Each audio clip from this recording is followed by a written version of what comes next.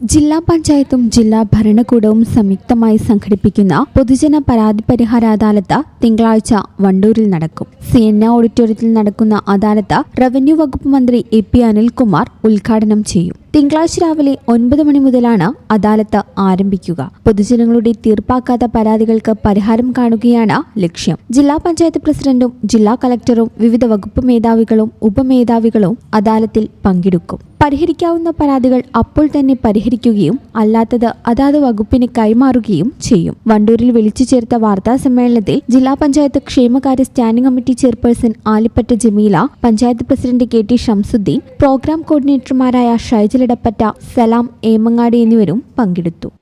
ഈ channel news, Wandoor. 15 വർഷങ്ങളായി ഈ തിളക്കം നമ്മെ ഭ്രമിപ്പിക്കുന്നു.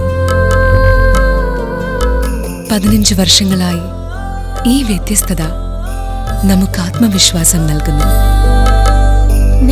15 വർഷങ്ങളായി നമ്മുടെ ആഘോഷങ്ങളിൽ ഈ പാരമ്പര്യവും പങ്കാളികളാണ്.